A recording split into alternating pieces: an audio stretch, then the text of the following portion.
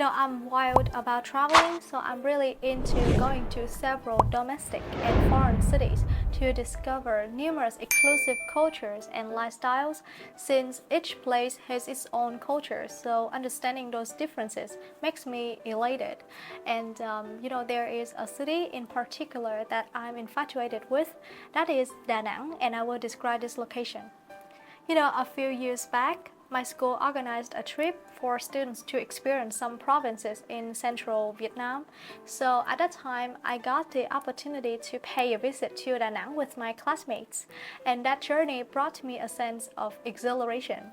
It was my initial trip to Danang, so I was immensely delighted. Before the trip, I was so nervous that I couldn't sleep and I couldn't stop fantasizing what I would explore. I additionally packed a range of fascinating outfits to snap glittering photographs with my intimates and share them with my parents. Indeed, that trip did not disappoint me.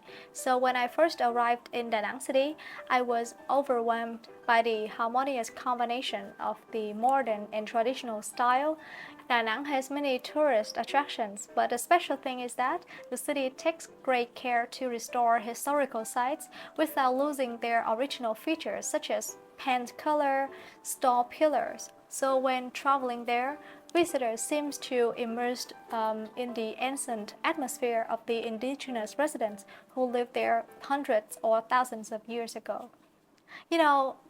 Moreover, Da Nang has a lot of delicious and unique dishes, so when I try them, I fall in love with their beautiful flavors and help me to satisfy my culinary passion.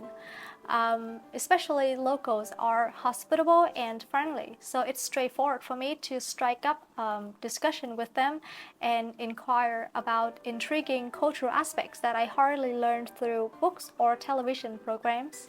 After that trip, I developed a strong affection to the city, and in the future, I plan to save an adequate amount of money to organize a trip for my parents and me to visit Da Nang and learn more about other beauties of this destination to cultivate our sense of happiness and cater my enthusiasm for traveling. First question, what advantages can tourism bring to a city? Tourism contributes to the growth of the city in a variety of ways.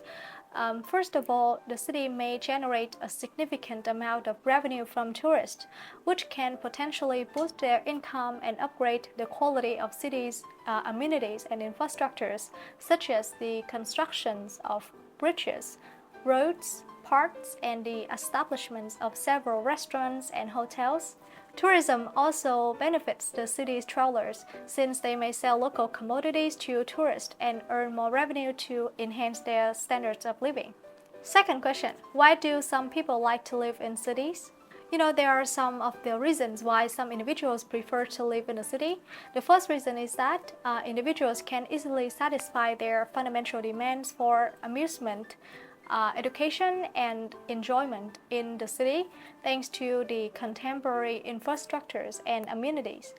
And I think the second reason is that in the city there are several transnational companies investing in, so citizens can easily land well-paid jobs and earn lucrative salaries, while in the remote areas it is tricky to find decent jobs and the life is also more tedious. Next question. Do most elderly people live in the city or in the countryside? Well, I believe it is contingent on each individual's personality and capacity to adapt to various living conditions.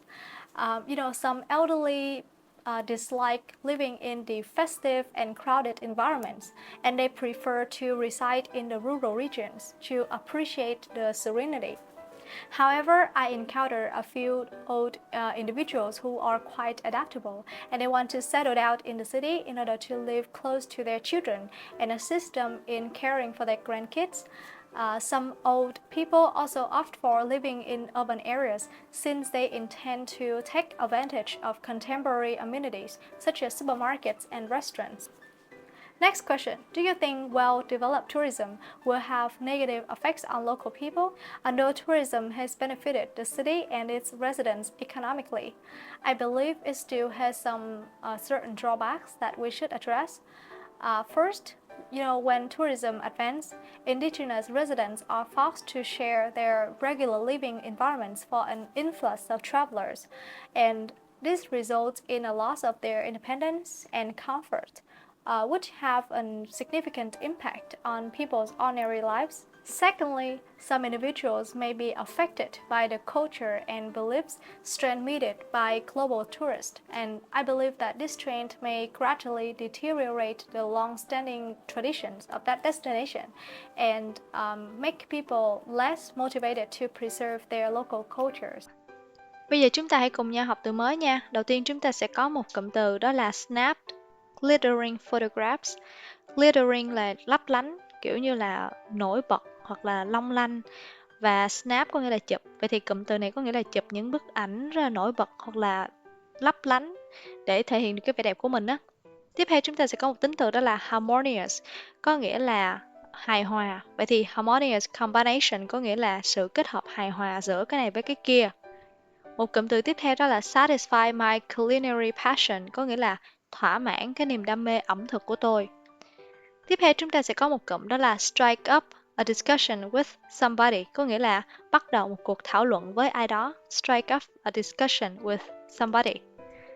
Một danh từ tiếp theo đó là dweller, có nghĩa là cư dân, và nó tương tự với một số danh từ khác như là resident, inhabitant hoặc là occupant. Chúng ta có thể thay qua thay lại một tí để paraphrase.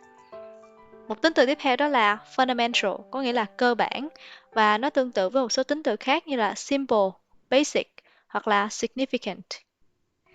Tiếp theo khi mà chúng ta muốn nói về một cái gì đó phụ thuộc vào cái này hoặc cái kia, thì thay vì chúng ta nói là it is dependent on, chúng ta có thể nói là it is contingent on something, có nghĩa là nó phụ thuộc vào cái gì đó, hoặc là it is based on something.